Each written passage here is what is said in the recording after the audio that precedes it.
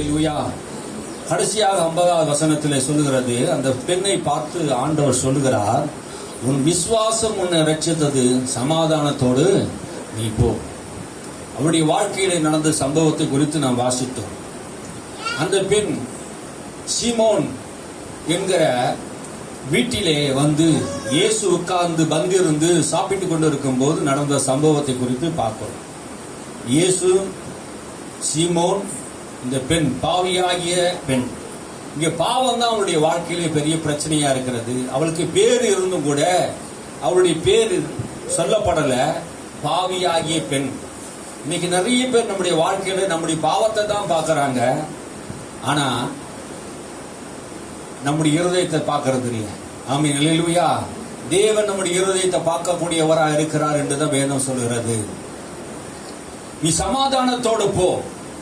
இன்னைக்கு நம்முடைய வாழ்க்கையில இன்னைக்கு எதனால சமாதானம் இல்லாமல் போயிட்டுன்னா, பாவம் ஒரு மனிதனுடைய வாழ்க்கையில வரும்போது அவனை அவமானப்படுத்தக்கூடியதா இருக்கிறது.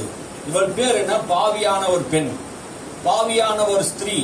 இந்த உலகத்திலே நேசிக்க முடியாத அளவுக்கு அவள் பாவம் செய்து விட்டாள் என்று அந்த ஊராருக்கு எல்லாம் தெரிகிற அளவுக்கு அவளுடைய பாவம் பெரிதா இருந்தது.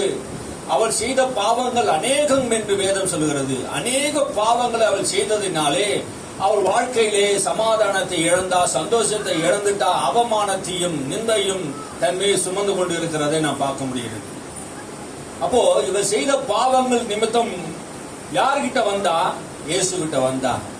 இவளுக்கு தெரியும், என்னுடைய பாவத்தை சுமந்த இயேசு கிறிஸ்து மாத்திரமே நம்முடைய பாவத்திலிருந்து நம்மை விடுதலை ஆக்க முடியும் என்பது இவளுக்கு தெரியும். அதனால்தான் இவள் விசுவாசம் இவளுக்குள்ள இருந்தது. என்ன விசுவாசம் இருந்தது? பாவங்களை மன்னிப்பதற்கான விசுவாசம் இவருக்குள்ள இருக்கு. பாவங்களை மன்னிக்க விசுவாசம் இவருக்குள்ள இருந்ததினால்தான் இயேசுகிட்ட வந்தான். ஆமென், அல்லேலூயா. உன் விசுவாசம் உன்னை ரட்சித்தது, சமாதானத்தோடு கூட போ. இன்னைக்கு நிறைய பேருக்கு சமாதானம் இல்லாததுக்கு காரணமே பாவம் தான். பாவம் தான் சமாதானத்தை கெடுக்குது. பாருங்க, இன்னைக்கு கிறிஸ்து வாழ்க்கையில ஏன் கிறிஸ்துவாண்ட வர முடியலன்னா பாவம். பாவம் தான் நம்முடைய வாழ்க்கையில் பெரிய தடையா இருக்கிறது. பாருங்க, ஆதி முதல் கொண்டே இந்த பாவம் தான் தேவனை விட்டு பிரிக்குது. அப்ப கிறிஸ்துவனா இருக்கிற நம்ம இந்த பாவத்தை நம்ம விட்டு ஆண்டவர் விலக்கி வச்சிருந்தோம். இன்னைக்கு பாவத்துக்கு நம்ம அடிமையா ஆகக்கூடாது என்பதை கிருபையும் கொடுத்து வச்சிருக்கிறார். இன்னைக்கு நம்ம பாவத்துக்கு அடிமையா கேட்டா பாவத்துக்கு அடிமை கிடையாது. அப்ப பாவத்திலிருந்து கர்த்தர் நம்ம விடுதலையாக்கி இருக்கிறார் என்பதுதான் உண்மை. ஆனா இந்த பெண்ணுடைய வாழ்க்கையிலே பாவத்தில் அடிமையா இருந்ததினாலே அந்த ஊரார் எல்லாம் அவமானப்படுத்தினார்கள். இயேசுவாண்ட வந்த போது, இவர் தீர்க்கதரிசி தானே, இவர் தெரியட்டுமே, பல கேள்விகள் இங்கே நாம் பார்க்கிறோம். அதெல்லாம் நம்ம பார்க்க போறோம். பாருங்க,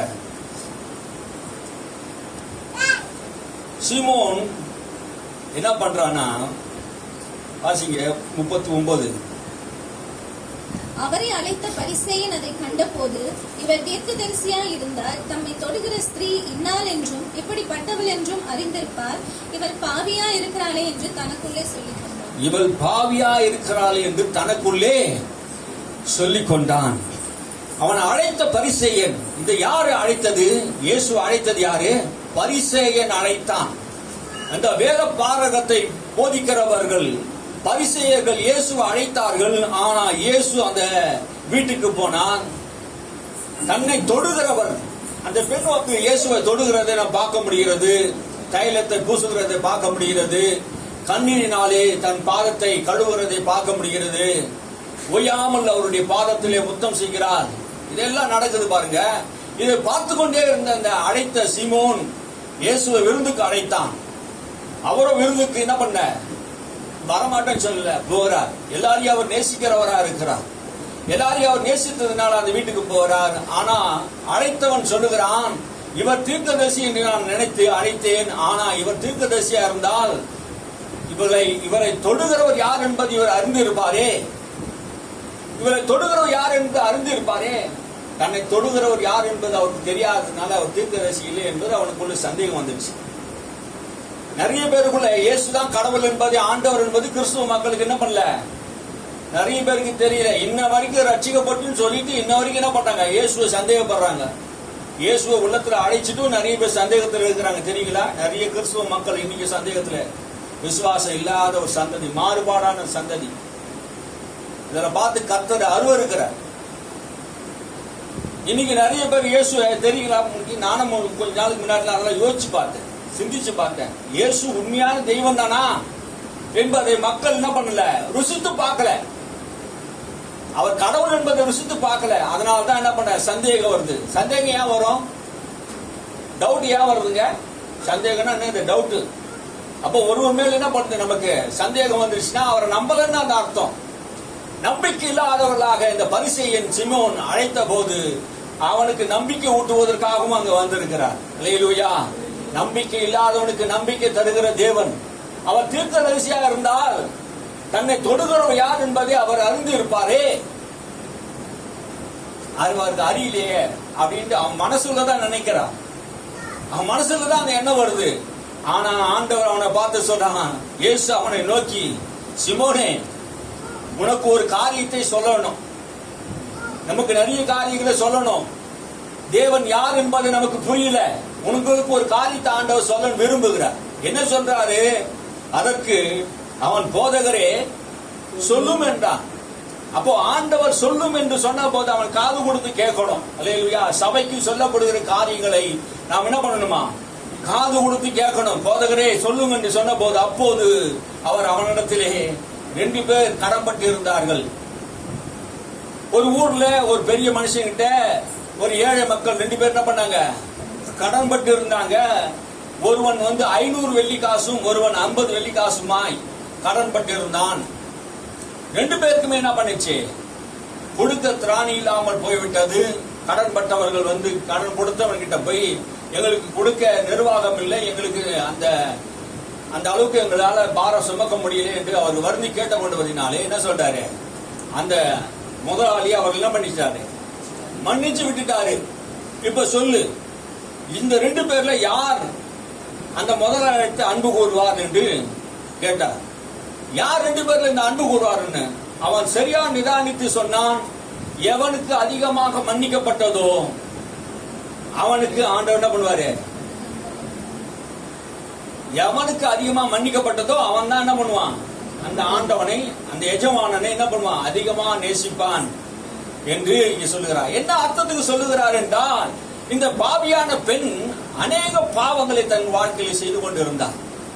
பாவத்தினால் அவமானத்தை அடைந்திருந்தார்.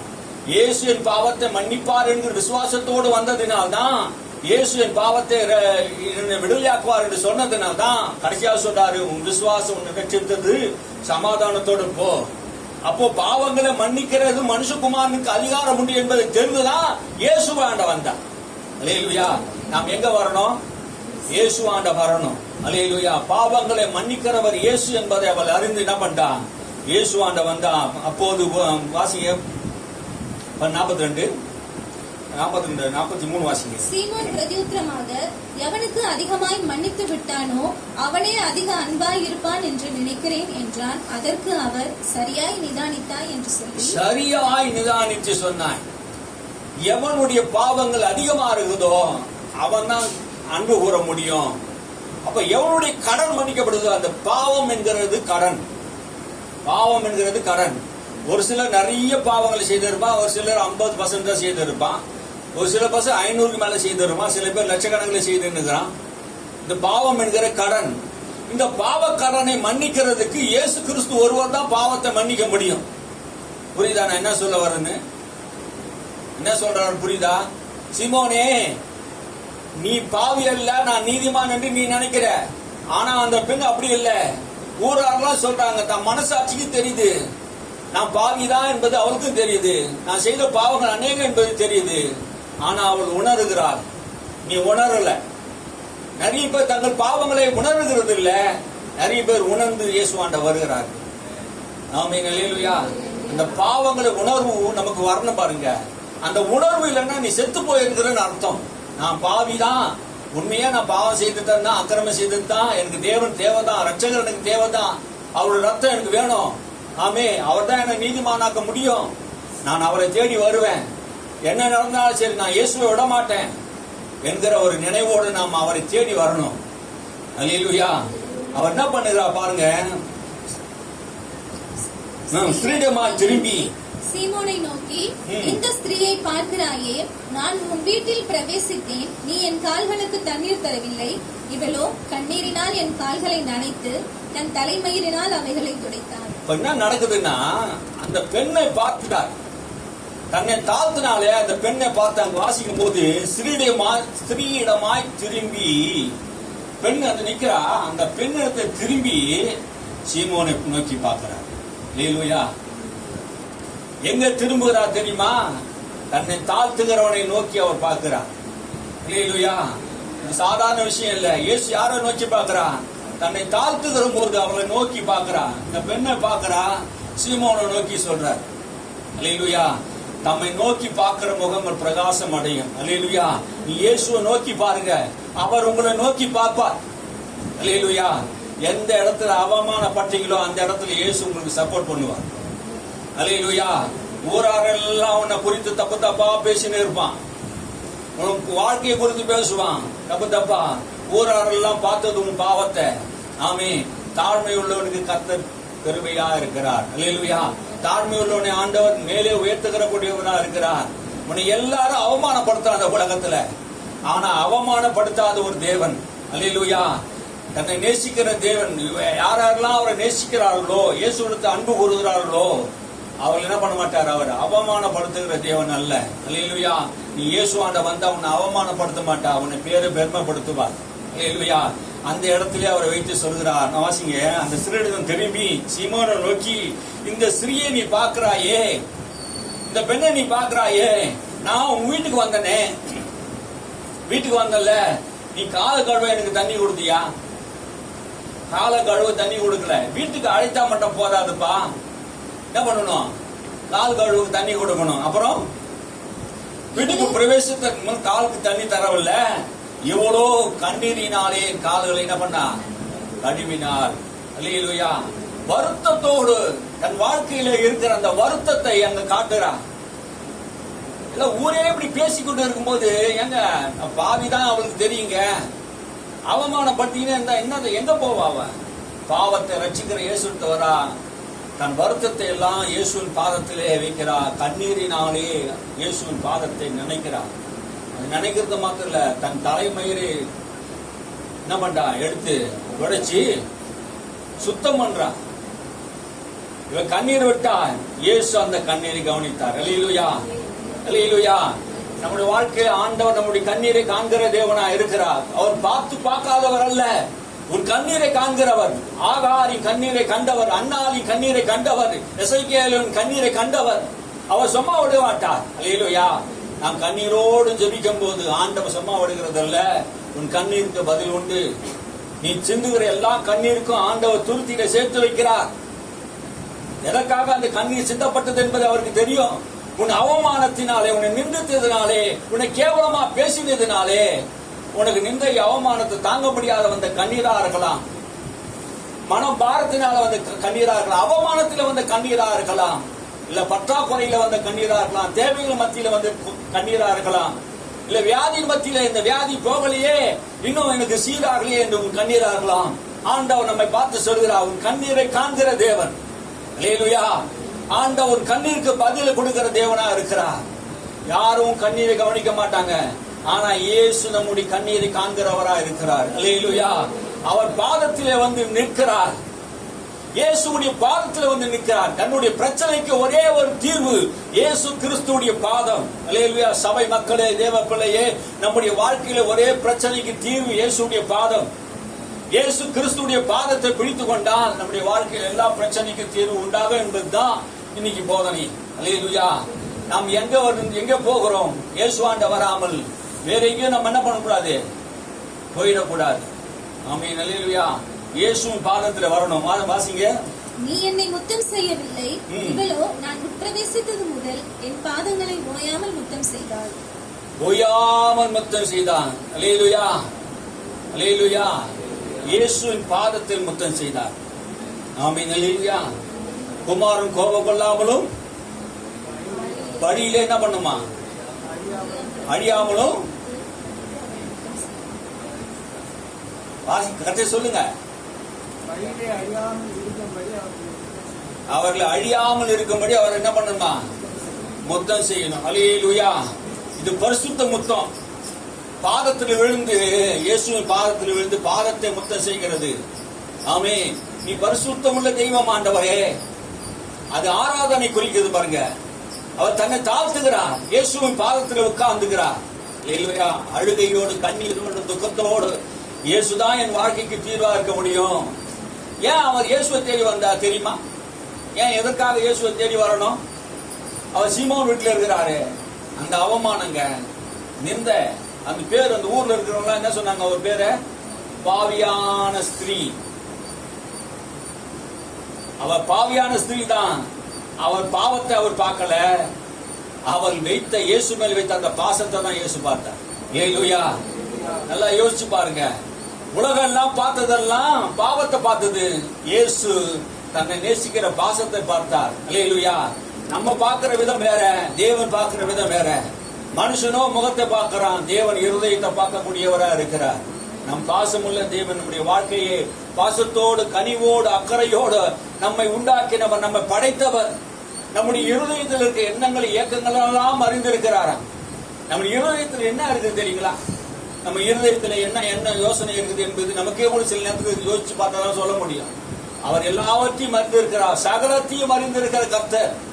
உன் பெருமூச்சில அறிந்திருக்கிறார், உன் எதிர்காலத்தை அறிந்திருக்கிறார், உன் தேவைகள் எல்லாம் அறிந்திருக்கிறார். அவர் எல்லாம் உங்களுக்கு நிறைவேற்றுவார் என்பதுதான் இங்கே சொல்கிறார். ஒய்யாமல் முத்தம் செய்யவில்லை. அவர் என்ன பண்ண? ஒய்யாமல் முத்தம் செய்தா நீ என்ன பண்ணல? தலையில் எண்ணெய் பூசவில்லை, இவளோ என் பாதங்களில் பரிமள தைலம். என் தலையில கூட நீ என்ன பூசலப்பா? என் தலையில கூட நீ என்ன பண்ணல? என்ன பூசல. அந்த நாட்கள்ல ஒரு விருந்தாளி அழைத்தார்கள் என்றால் அப்படி என்ன பண்ணுவாங்க? பரிமள தைலத்தை தலையில ஊற்றுவார்கள். இன்னைக்கு நம்ம பொன்னாடை அணிவிக்கிறோம், நம்ம என்ன பண்றோம்? பூங்கொத்தை கொடுக்கிறோம். எதுக்காக? ஒரு வீட்டுல அழைச்சா, ஒரு ஃபங்க்ஷனுக்கு அழைச்சா என்ன பண்றோம்? மரியாதை கொடுக்கிறோம். நீ என்ன பண்ணல? தண்ணி கொடுக்கல, முத்தம் செய்யல, என் தலைக்கு என்ன பண்ணல? எண்ணெயும் கொடுக்கல. அப்படியேப்பட்ட கஞ்சி பிசுனாரி வீட்டுக்கு தான் இயேசுநாதர் போனார். ஆமென். அல்லேலூயா. அந்த இடத்துக்கு தான் போனார். வாசிக்க, நீ என்னை முத்தம் செய்யவில்லை, இவ்வளோ நான் உட்பிரவேசித்த முதல் என் பாதங்களை ஒய்யாமல் முத்தம் செய்து கொண்டே இருந்தார். பாதத்திலே வந்து உட்கார்ந்தார். மரியாள், மார்த்தாள், நீங்க கவனிச்சு பாருங்க. இயேசுவின் பாதத்திலே மரியாள் உட்கார்ந்தார். மார்த்தாளோ அநேக வேலைகளை குறித்து கவலைப்பட்டுக் கொண்டே இருந்தார். இயேசு கிறிஸ்துடைய பாதத்திலே உட்கார்ந்து இவளோ தன்னை விட்டு எடுபடாத நல்ல பங்கை தெரிந்து கொண்டாள் என்று வேதம் சொல்கிறது. அப்ப நல்ல பங்கு எது? இயேசு கிறிஸ்துடைய பாதம் நல்ல பங்கா இருக்கிறது. அப்படி நம்முடைய வாழ்க்கையிலே தேவனை தேடுவதும், தேவ சமூகத்தில் காத்திருப்பதும் நல்ல பங்கு. இந்த நல்ல பங்கை நிறைய பேர் என்ன பண்ணிட்டாங்க? விட்டுட்டாங்க. ஜப வாழ்க்கை இல்ல, ஆராதனை வாழ்க்கை இல்ல, வேத வாசிக்கிறது வாழ்க்கை இல்ல. ஆண்டவர் நமக்கு சொல்லுகிறது என்ன? நீ நல்ல பங்கை தெரிந்து கொண்டு அந்த பரிமள தைலத்தை அவர் இயேசு தலையிலே ஊற்றினார். அப்ப பரிமள தைலம் என்பது என்ன அர்த்தம்? ஆராதனைக்குரியது, வாசனை திரவியம். அல்லேலூயா. விலையேறி பெற்றது. அந்த விலையேறி பெற்ற தைலத்தை ஒரு வருஷம் சம்பளங்காது. ஒரு வருஷம் ஒரு பெண் வேலை செய்தா ஒரு வருஷம் சம்பளம், 300 நாள் வேலை செய்தா அந்த ஒரு வருஷம் சம்பளம் எவ்வளவுன்னா 300 வெள்ளிக்காசு.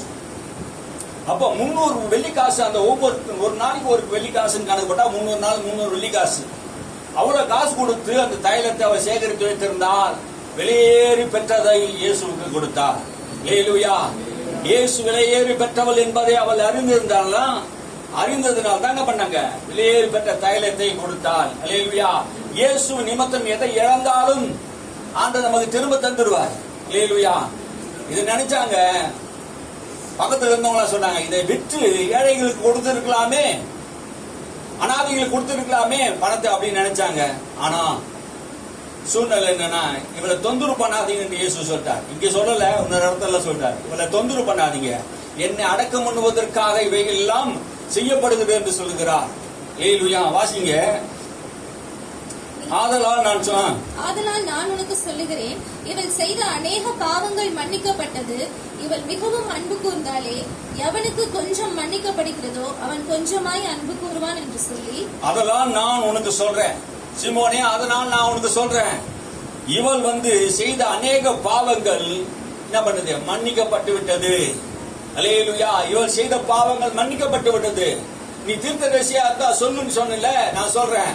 இவள் பாவியான ஸ்திரீ தான். இவ எதுக்கு வந்தா தெரியுமா? என்னிடத்துல மன்னிப்பு பெறவடைய வந்தா. சீமோனே, நீ எனக்கு மன்னிப்பு தேவையில்லை, எனக்கு பாவ மன்னிப்பு தேவையில்லை என்று பெருமையா இருந்த. ஆனா இவ்வளோ எனக்கு மன்னிப்பு வேணும், எனக்கு விடுதலை வேணும். இயேசுதான் எனக்கு ஒரே வழி. நான் அவர் பாதத்துக்கு வருவேன், என் கண்ணீரை சிந்துவேன், அவர் தலையை எண்ணெய் நான் வார்ப்பேன். அவர் அதனால தான் சொன்னா, விசுவாசம் உள்ள ஸ்திரியை பார்த்து சொன்னா, உன் விசுவாசம் உன்னை ரட்சித்து சமாதானத்தோட போ. அல்லேலூயா. இன்னைக்கு நமக்கு என்ன தேவை தெரியுமா? சமாதானம் தேவை, விசுவாசம் தேவை. அல்லேலூயா. இந்த விசுவாசம் நமக்கு இயேசு தருகிறார். அல்லேலூயா. அவள் மிகவும் அன்பு கூர்ந்ததினாலே, இயேசுடைய மிகவும் அன்பு கூர்ந்தார். மிகவும் அன்புனா திரளான அன்பு பாவங்களை மூடும். அன்பு இயேசுவிடத்துல கூறுகிற அன்பு இருக்குதே, உங்க பாவத்தை மூடக்கூடியதா இருக்குதுங்க. அன்பு சகல பாவத்தையும் மன்னிக்குது. இயேசுடைய அன்பு மாத்திரமல்ல, நீங்க தேவன் மேல் வைக்கிற அன்பு உங்கள் பாவங்களை மூடும். அல்லேலூயா. ரொம்ப சிம்பிளா சொல்றேன், தேவனிடத்தில் வைக்கிற அன்பு உங்க பாவத்தை மூடக்கூடியதா இருக்கிறது. நம்முடைய வாழ்க்கையில பாவமே இல்லை என்று ஒருவனும் சொல்ல முடியாது. பூமியில ஒரு மனிதனும் பாவம் இல்லாத மனிதனும் கிடையாது. எல்லாரும் பாவம் செய்து மகிமை அற்றவளா இருந்தோம். பாவிகளை ரட்சிக்கப்படிதான் உன்னதத்திலிருந்து கிறிஸ்து இந்த உலகத்தில வந்தார். பாவத்துக்கும் மனுஷனுக்கும் தான் பெரிய போராட்டம். இந்த பாவமும் இந்த மனிதனும் போராடி கொண்டிருக்கிற இந்த நாட்களில் தான் இயேசு பாவத்துக்கு பரிகாரியா வந்தார். இத புரியாம தான் மனுஷன் இந்த பாவத்தை வைத்துக் கொண்டே இன்னைக்கு தேவனை தேடாம, பரிகாரியை தேடாம இந்த உலகத்துல மனுஷன் ஆழ்ந்து கொண்டே இருக்கிறான். பாவத்துக்கு பரிகாரி இயேசு கிறிஸ்து ஒருவரே. அந்த பாவத்திலிருந்து விடுதலையாக்கவும், அந்த பாவத்தை மன்னிக்கவும் அவருக்கு அதிகாரம் உண்டு. ஒரே விஷயம் மனுஷன் செய்ய வேண்டியது, நாம் அவரிடத்தில் அன்பு கூறணும். அல்லேலூயா. நாம் தேவனிடத்தில் அன்பு கூர்ந்தா அந்த பாவங்கள் நமக்கு மன்னிக்கப்படும். உன் விசுவாசமே உன்னை ரட்சித்தது என்று வேதம் சொல்கிறதே. அப்படின்னா என்ன அர்த்தம்? இயேசு கிறிஸ்து மேல் வைக்கிற விசுவாசம் நம்முடைய பாவத்திலிருந்து நம்மை ரட்சிக்கக்கூடியதா இருக்கிறது. அல்லேலூயா. அதனால ஆண்டவர் அவர் மிகவும் என் மேல் அன்பு கூர்ந்தார். யார் அதிகமா அன்பு கூற முடியும்னா, நிறைய மன்னிக்கப்பட்டவர்கள். நம்முடைய வாழ்க்கையில நாம் தேவனிடத்தை அன்பு கூறாமல் இருக்கிறோம் என்றா, இன்னும் எனக்கு மன்னிப்பு தேவையில்லை என்று சீமோன்கள் போல நிறைய சபையில உட்கார்ந்து கொண்டிருக்கிறார்கள். எனக்கு பாவ மன்னிப்பு தேவையில்ல, இயேசுவை நான் அழைப்பேன், என் வீட்டுக்கு வர வைப்பேன், விருது பண்ணுவேன், எல்லாம் செய்வேன். அதுனா என்ன அர்த்தம்?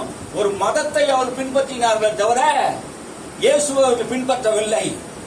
அவர் மத போதகனாக இருந்தார்கள், மதத்தை போதிச்சாங்களே தவிர இயேசுவை அவர்கள் பின்பற்ற விரும்பவில்லை. இயேசுவை விரும்பணும், இயேசுவை அழைக்கணும், உண்மையா நேசிக்கணும். சீமோன் இயேசுக்கு கதவை திறந்தான், எல்லாம் கதவை திறந்தான், விருந்து எல்லாம் பண்ணிட்டாரு. ஆண்டவருக்கு எல்லாம் செய்யணும் செய்தாரு, எல்லாமே செய்தாரு. ஆனா சீமோன் இருதயத்தை திறக்கல. சீமோன் என்ன பண்ணல? இயேசுக்கு இருதயத்தை திறக்கல. இந்த பெண் இயேசுக்கு தன் இருதயத்தை திறந்தான். இதோ வாசற்படியில் நின்று கதவை தட்டுகிறேன், ஒருவனின் சத்தத்தை கேட்டு கதவை திறப்பானால் அவனுக்குள்ளே வந்து பிரவேசித்து அவனோடு கூட நான் என்ன பண்ணுவேன்? போஜனம் பண்ணுவேன் என்று கர்த்தர் சொல்றார். அப்போ ஒருவன் இடத்துல ஆண்டவர் கதவை தட்டுகிறார், அவனை கதவை தட்டி அவனோடு கூட போஜனம் பண்ண விரும்புகிறார். நீ கதவை திறக்கிற, இருதயம் என்கிற கதவை நிறைய பேர் திறக்கல. உன் இருதயத்தில் இயேசு குடியிருக்க விரும்புகிறார், உன் இருதயத்தில் இயேசு வாசமா இருக்க விரும்புகிறார், உன் உள்ளத்தில் இயேசு இருக்க வாசமா இருக்க விரும்புகிறார். இன்னைக்கு நிறைய பேருடைய இருதயம் திறக்கப்படாமல் மூடப்பட்டு இருக்கிறது.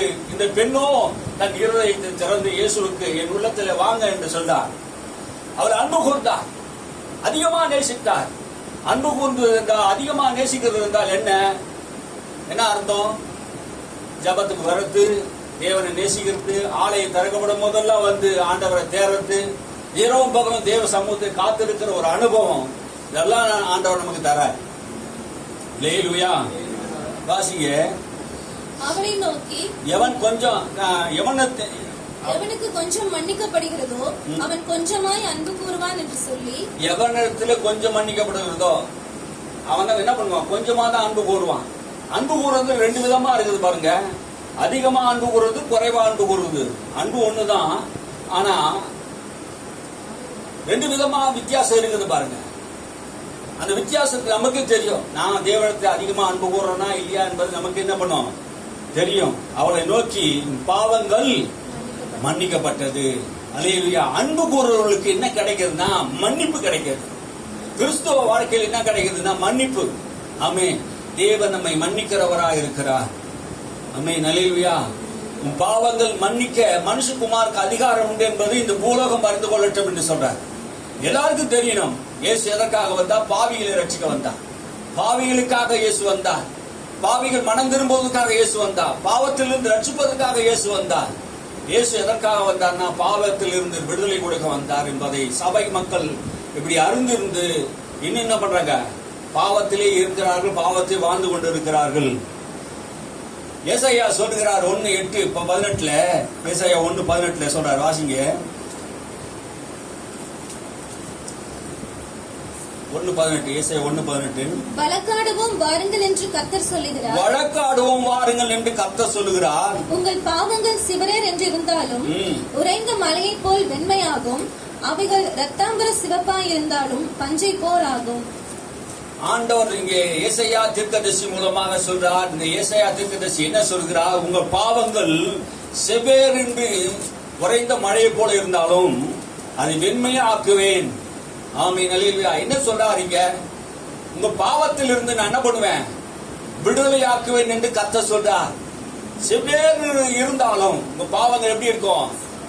செகப்பா இருந்தாலும் அது என்ன பண்ணும்? அந்த பாவத்தை உங்களை விட்டு வெண்மையாக்குவே. என்ன சொல்ல வர்றார்? இயேசு வரும்போது உங்கள் பாவங்கள் உங்களை விட்டு மன்னிக்கப்படும் என்பதை இங்க ஏசாயா தீர்க்கதரிசி சொல்றார்.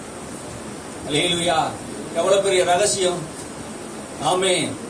ஏசாயாவுக்கு தெரிஞ்ச ரகசியம் நமக்கு தெரியணும். அவர் வரும்போது, இயேசு உள்ளத்துல வரும்போது, ஆமென், இயேசு ஏற்கனவே வந்துட்டார். இயேசு வரும்போது உங்க பாவங்கள் மன்னிக்கப்படும், வெண்மையாகும் என்று வேதம் சொல்லுகிறது. இயேசு பாவத்தை பார்க்கல, அவருடைய பாசத்தை பார்த்தார். அல்லேலூயா. பாவிகள் ரட்சிக்க இயேசு கிறிஸ்து வந்தார். சீமோனுக்கு தெரியும். என்ன தெரியுதுன்னா,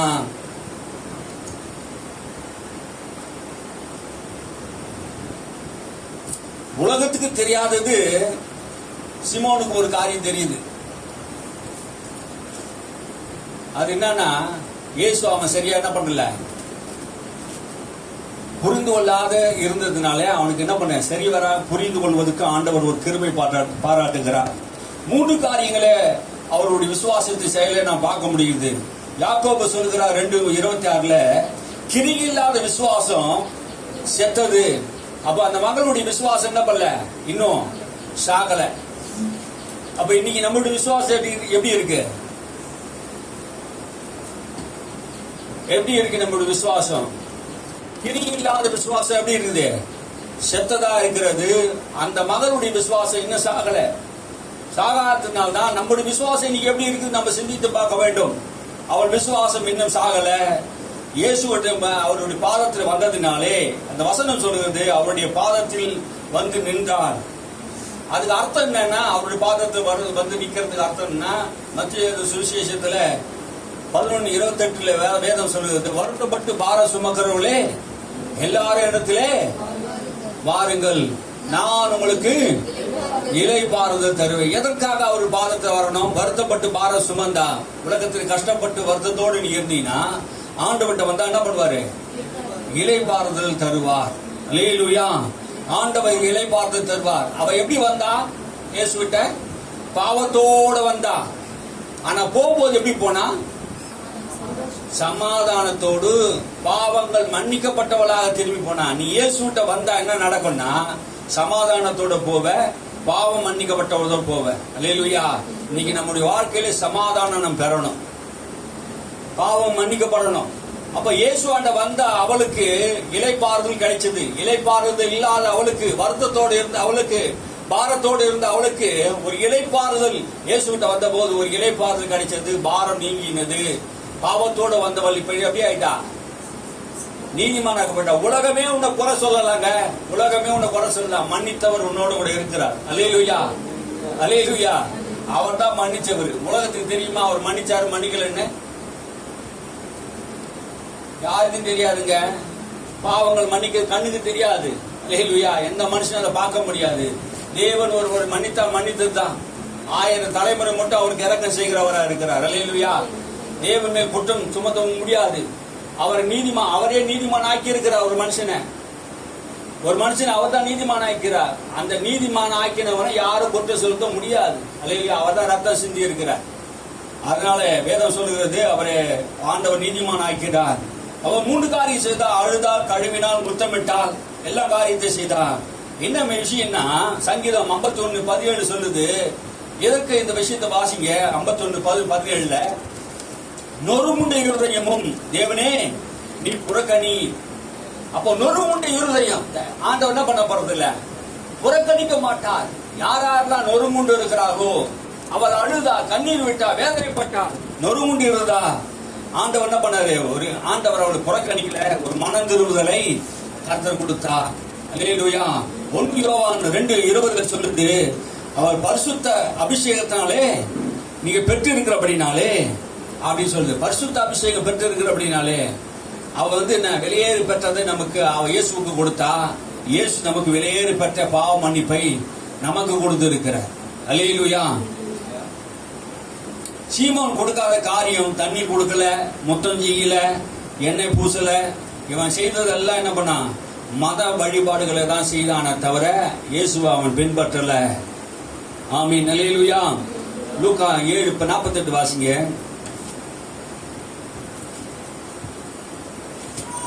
7:48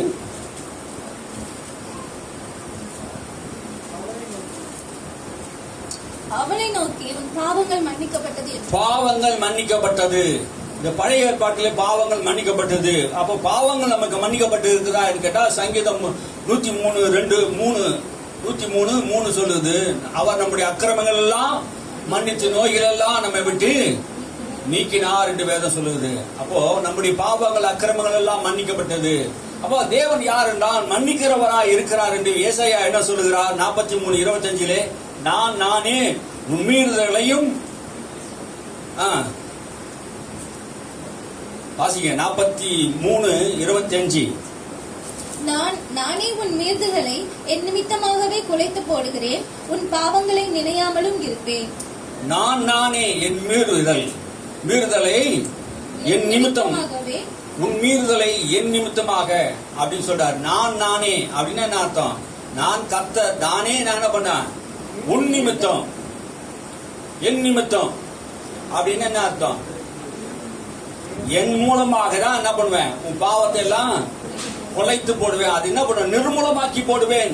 அது மொழிபெயர்ப்பு என்ன சொல்றது, நான் ஒருவரே உனது பாவங்களை அனைத்தையும் துடைக்கிறவர், நான் முழுவதும் உன் பாவத்தை துடைக்கிறவர். இயேசுவின் பாதத்தில் கண்ணீரை துடைத்து அவர் பாதத்தை கழுவினா துடைச்சா.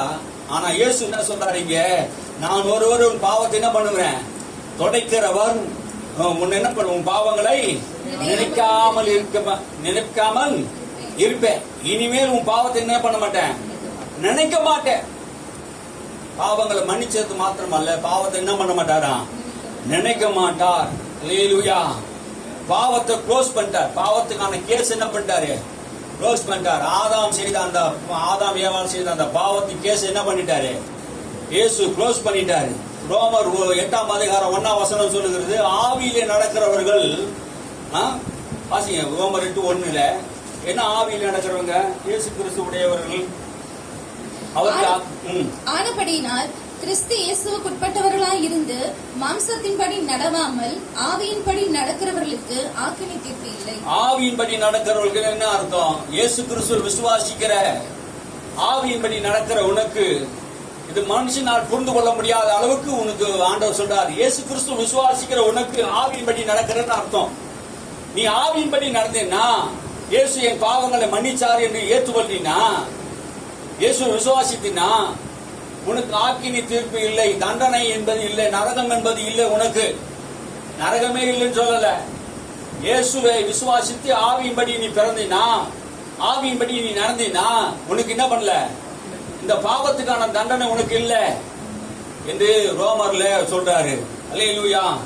ஆண்டவர் நமக்கு என்ன சொல்றாரு, நாம் பாவத்தை கேஸ் என்ன பண்ணிட்டாரு, க்ளோஸ் பண்ணிட்டா. சமாதானத்தோடு போ, சமாதானத்தை ஆண்டவர் தரா, என் சமாதானத்தை நான் உனக்கு கொடுக்கிறேன். அவளுக்கு சொல்றாரு, சமாதானத்தோடு போ.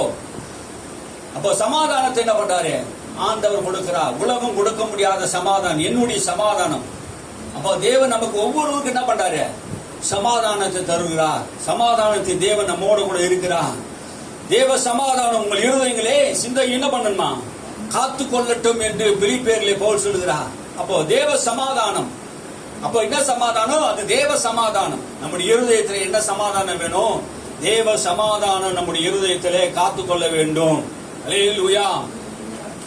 ரோமர் 5:1 சொல்லுகிறது.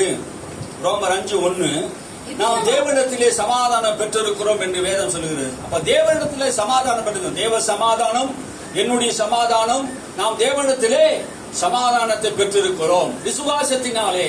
எப்படி விசுவாசத்தினாலே தேவ சமாதானத்தை பெற்றோம்?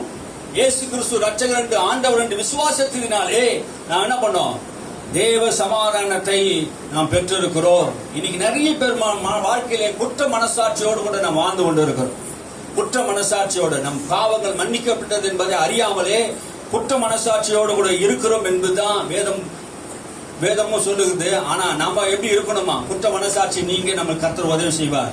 ஒரே வசனத்தை, ஒரே அதிகாரத்தை வாசித்தது நான் முடிக்க போகிறோம். அல்லேலூயா. அதுதான் முக்கியமான விஷயம். எபிரேய புஸ்தகம் 10ஆம் அதிகாரம், எபிரேய புஸ்தகம் 10ஆம் அதிகாரம் எடுத்துக்கொள்ளுங்க. எபிரேய புஸ்தகம் 10:17 வாசிப்போம். அவருடைய பாவங்களையும் அவர்களுடைய அக்கிரமங்களையும் நான் இனி நினைப்பதில்லை என்பதை சொல்லுகிறார். அவர்களுடைய பாவங்களையும் அவருடைய அக்கிரமங்களையும் நான் என்ன பண்ணப்படுறதில்ல, நினைப்பதில்லை. இன்னைக்கு பாவம் தான் பெரிய பிரச்சனை என்று நம்ம நினைத்துக் கொண்டிருக்கிறோம். இயேசுவை விசுவாசிக்கிற உனக்கு அவருடைய பாவங்களையும் அவருடைய அக்கிரமங்களையும் நான் நினைப்பதில்லை அப்படின்னா என்ன அர்த்தம்? நம்முடைய வாழ்க்கையில் முந்தி பாவம் இருந்தது. அந்த பாவத்தை நினைச்சு நமக்கு தண்டனைக்குரியவளா இருந்தோம். இனி அதை நினைக்க போறதில்லை. இவைகள் மன்னிக்கப்பட்டது உண்டானால், பாவங்கள் மன்னிக்கப்பட்டது உண்டானால், இனி பாவத்தின் நிமித்தம் பலி செலுத்தப்படுவதில்லையே. பாவங்கள் மன்னிக்கப்பட்டது உண்டானால் இனி பாவத்தின் நிமித்தம் கிறிஸ்து பலி செலுத்த வேண்டியதில்லை. இனி ஒரு பலி தேவையில்லை. இனி நம் ஆட்டையும் செலுத்தி பாவத்திற்காக பலி செலுத்தி பாவ நிவர்த்தி செய்வதற்காக வேறு ஒரு வழியை ஆண்டவர் உண்டாக்கவில்லை. இயேசுவே அதுக்கு வழியாக மாறிவிட்டார். அல்லேலூயா. அவரை விசுவாசிப்பதன் மூலமாக, இயேசுவை விசுவாசிக்கிறது மூலமாக உங்கள் பாவம் என்ன பண்ணுகிறது? மன்னிக்கப்படுகிறது. அல்லேலூயா. எவ்வளவு ஒரு விஷயத்தை ஆண்டவர் சொல்றாரு. அப்ப விசுவாசத்தினாலே நீதிமான் பிழைப்பான் என்று எழுதி இருக்கிறது. அது என்ன விசுவாசம்? இயேசுதான் என் பாவத்துக்கு பரிகாரி. அவர் தான் சிலுவையில் மரித்து விட்டார், ரட்சித்து விட்டார். அந்த விசுவாசம். அல்லேலூயா. நமக்கு பதிலாக, நம்முடைய மீறுதலுக்கு பதிலாக, நம்முடைய அக்கிரமங்களுக்கு பதிலாக அவரை சிலுவையில் அவர் ஒப்பு கொடுத்தார். பாவம் அறியாத அவரை பாவமாக்கி, நீதி அறியாத நம்மை நீதிமான ஆக்கி விட்டார். அல்லேலூயா.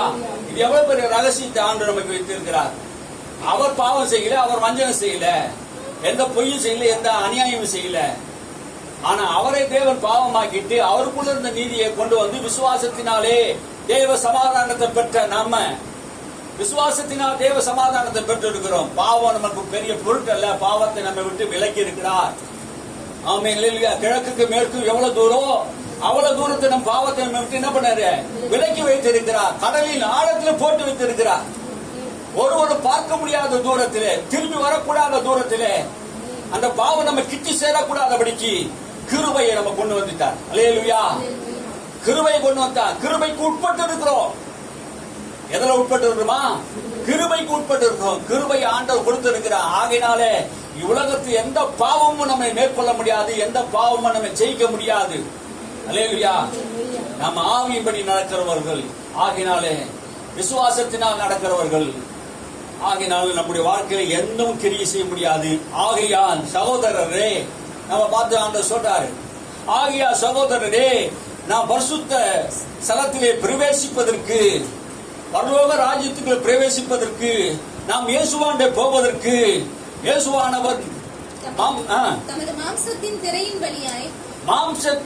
வழியாக புதிதும் ஜீவனுமான மார்க்கத்தை நமக்கு உண்டு பண்ணினபடியா இயேசு கல்வாரி சிலுவையிலே என்ன செய்தாரா? மாம்சத்தை கிழித்து ரத்தத்தை சிந்தி ஜீவனை கொடுத்து அக்கிரமங்களை பாவங்களை மன்னித்ததினாலே அன்னைக்கு பெரிய திரைச்சாலை அந்த தேவ சமூகத்தில் கிழிந்தது போல தடையா இருந்தது. தேவ சமூகத்தை யாரும் போக முடியாது.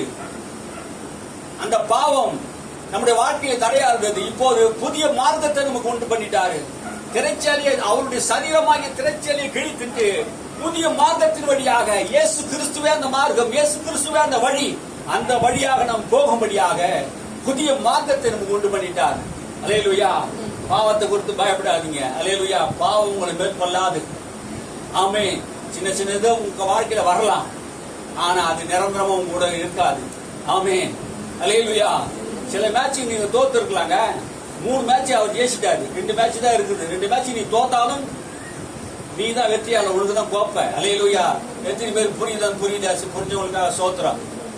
5 மேட்ச் விளையாடுவாங்க, 3 மேட்ச் விளையாடி இயேசு ஜெயிச்சிட்டாரு.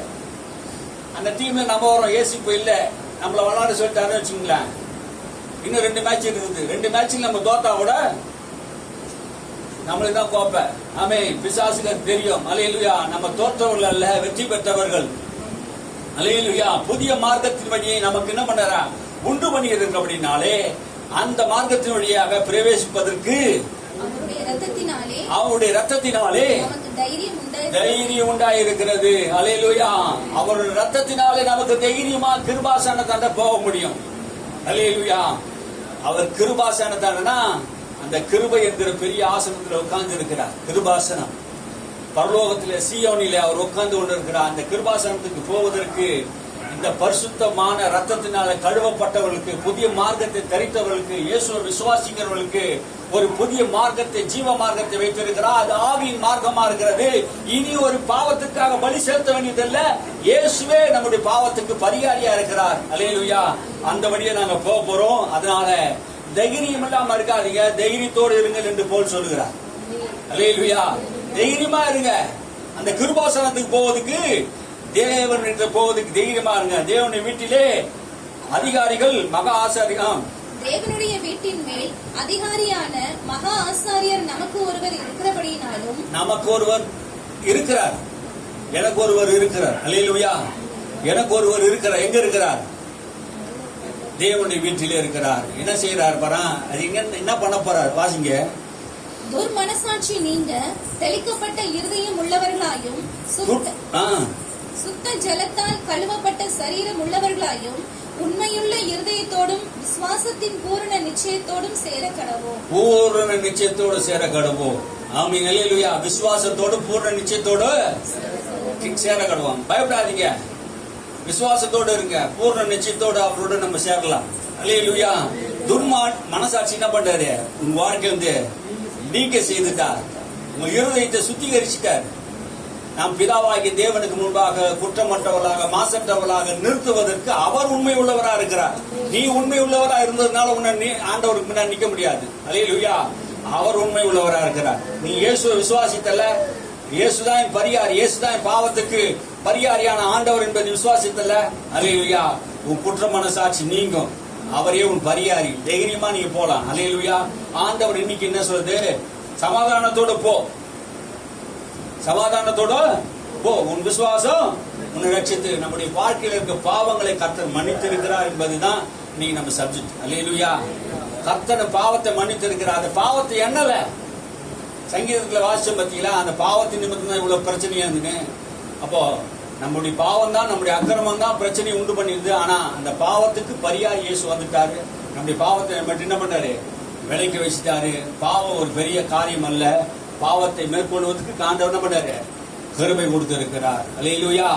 பாவம் செய்வதற்காக கிருபை கொடுக்கல, அது லைசன்ஸ் இல்ல. சில பேர் சொல்றாங்க பாவம் செய்வதற்காக ஆண்டவர் கிருபை பத்தி பேசுறாங்க. கிருபை கிருபை பாவம் செய்வதற்கு லைசன்ஸ் கொடுக்கப்பட்டது இல்ல.